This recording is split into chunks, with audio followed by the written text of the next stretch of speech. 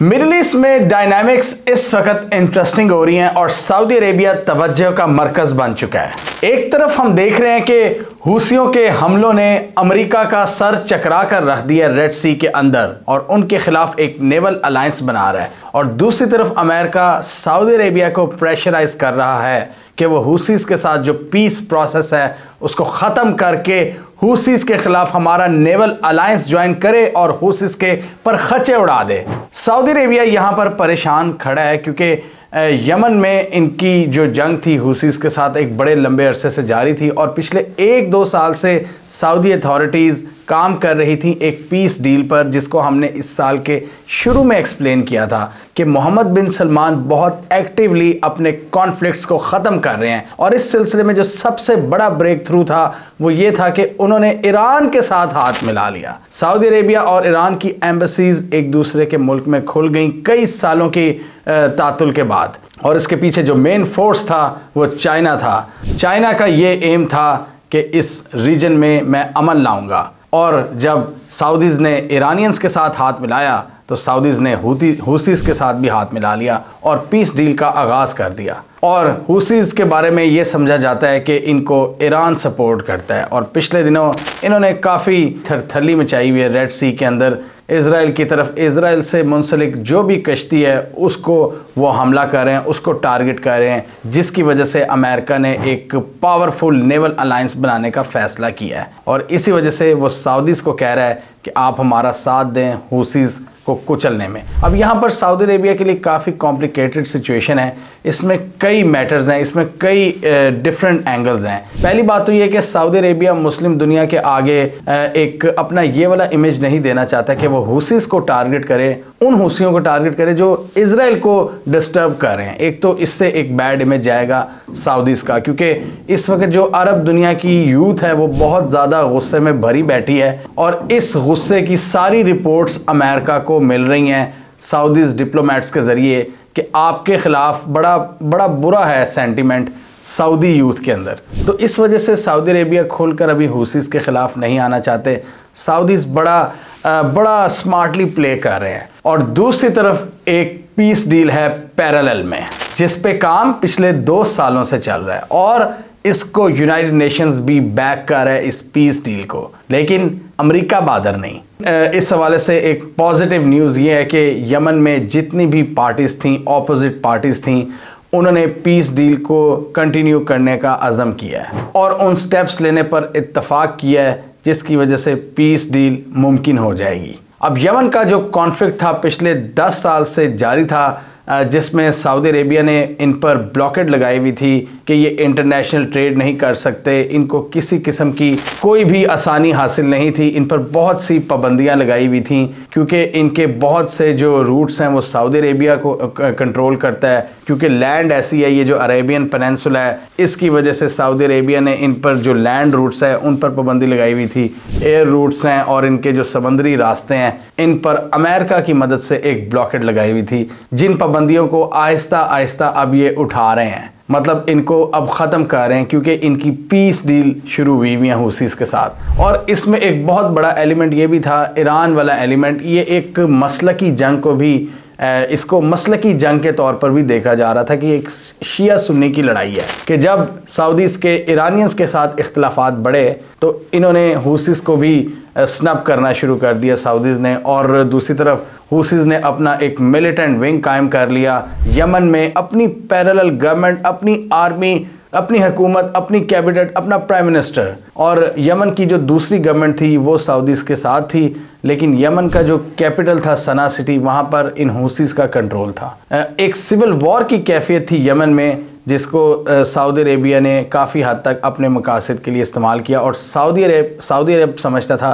कि ये इनके लिए एक बहुत बड़ा जियो स्ट्रेटेजिक थ्रेट बन चुका है ये यमन कॉन्फ्लिक्ट। इसी वजह से सऊदी अरेबिया ने एक इस्लामिक इत्तेहाद बनाया, जिसका जो सरबराह था आपको याद होगा, उसको राहील शरीफ को बनाया। पहले तो सऊदी अरेबिया ने प्रेशराइज़ किया पाकिस्तान को 2016 में कि आप ये यमन कॉन्फ्लिक्ट हमारे साथ लड़ें, डायरेक्टली इन्वॉल्व हों। पाकिस्तान ने कहा सॉरी। पाकिस्तान को पता था कि अगर हम यमन कॉन्फ्लिक्ट में शामिल हुए तो पाकिस्तान में ये एक मसलकी जंग को हवा दे सकता है, इसलिए पाकिस्तान ने एक सेंसिबल फैसला किया, पार्लियामेंट में वोटिंग कराई जिसमें हमने ये फैसला किया कि यमन में नहीं जाएंगे। लेकिन हमने अपने जो एक एक्स कमांडर था, टॉप मिलिट्री ऑफिशियल, हमने उनको इजाज़त दे दी कि वो इस कोलिशन को लीड कर सकते हैं। राहील शरीफ ने इस इत्तेहाद की सरबराही की जो मेनली यमन के इन सो कॉल्ड बागियों के ख़िलाफ़ था, हूसी बागियों के ख़िलाफ़। सऊदी अरेबिया ने वहाँ पर काफ़ी तबाही मचाई, काफ़ी जंग में बहुत ज़्यादा नुकसान हुआ, कई लोग मारे गए, बेघर हुए।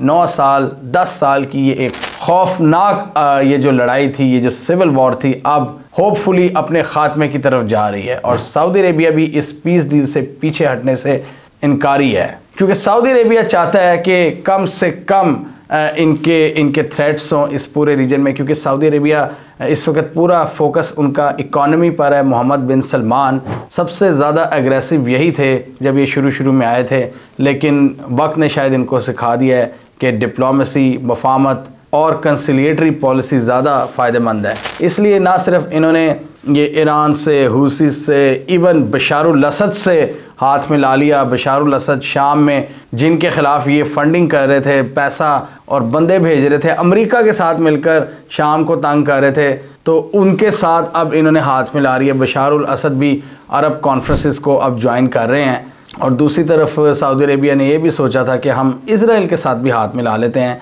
लेकिन 7 अक्टूबर के बाद हमने देखा, हमास के हमले के बाद ये सारी इक्वेशन चेंज होगी और सऊदी अरेबिया इज़राइल के साथ नॉर्मलाइजेशन डील से पीछे हो गया। लेकिन इस डील के मामले में सऊदी अरेबिया पीछे नहीं हुआ। अब अमेरिका और इसके जो हवारी हैं इस वक्त पूरा प्रेशर डाल रहे हैं कि हमारा जो यूएस जो नेवल अलायंस है उसको आप ज्वाइन करें। सऊदी अरेबिया अभी बहुत रिलक्टेंटली प्ले कर रहा है, बहुत फूक कर कदम आगे बढ़ा रहा है, क्योंकि वो अभी हूसीस को फौरी तौर पर नाराज़ नहीं करना चाहता, क्योंकि अगर हूसी नाराज़ हो गए तो पीस डील सबुटाज हो जाएगी और उसकी वजह से सऊदी अरेबिया को फिर एक बार एक और फ्रंट पर चैलेंज का सामना करना पड़ेगा। बड़ी मुश्किल से उसने यमन में ये आग इन्होंने बुझाई है, इन सब पार्टीज़ ने मिलकर, जिसमें यूएन भी था।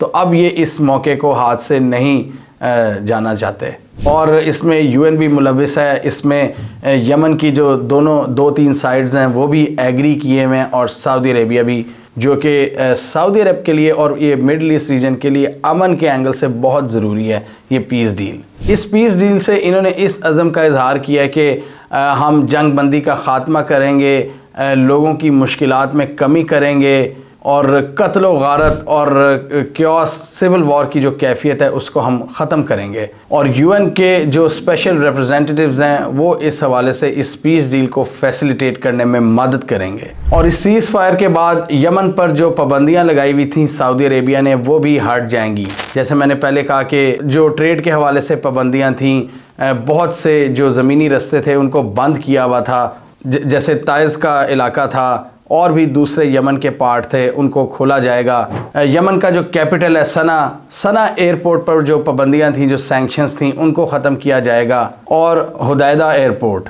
हूसी फाइटर्स ने आज से तकरीबन 10 साल पहले 2014 में सना का मुहासरा कर लिया था और आज तक उनका ही कंट्रोल है उस रीजन में, जिसकी वजह से सऊदीया को ये मिलिट्री इंटरवेंशन करनी पड़ी थी। और उसी रेजिस्टेंस की वजह से आज हम देख रहे हैं ये हूसी जो मिलिटेंट्स हैं वो बहुत ज़्यादा मजबूत हो चुके हैं और अब वो डायरेक्टली चैलेंज कर रहे हैं इज़राइल और अमेरिका को।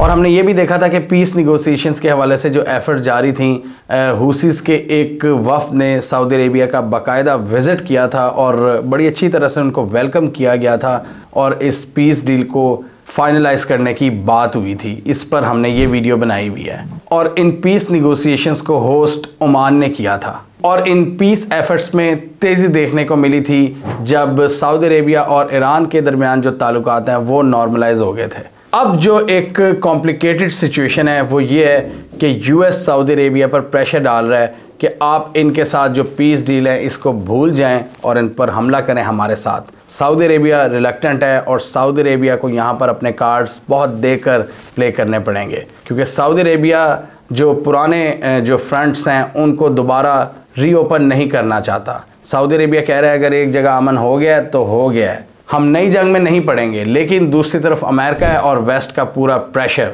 कि रेड सी को सिक्योर करने में आप हमारा साथ दें। जबकि सऊदी अरेबिया फिलहाल हुसीस के साथ जंग नहीं चाहता। हमें कमेंट सेक्शन में बताइए आपके ख्याल में सऊदी अरेबिया और हुसीस के दरमियान ये जो पीस डील है, क्या दोनों पार्टीज इसको सक्सेसफुली साइन करने में कामयाब हो जाएंगी या आपके ख्याल में अमेरिका इसमें रुकावट डालने में कामयाब हो जाएगा? कमेंट कीजिए। इसके अलावा हमारा यूट्यूब चैनल सब्सक्राइब करना, साथ ही वो बेल आइकन भी दबाना ताकि वो स्टोरीज दुनिया भर से पाकिस्तान से इनकी मेन स्ट्रीम मीडिया पर प्रॉपर कवरेज नहीं होती, हमारे प्लेटफॉर्म के थ्रू आप तक टाइम पर पहुंच जाएं।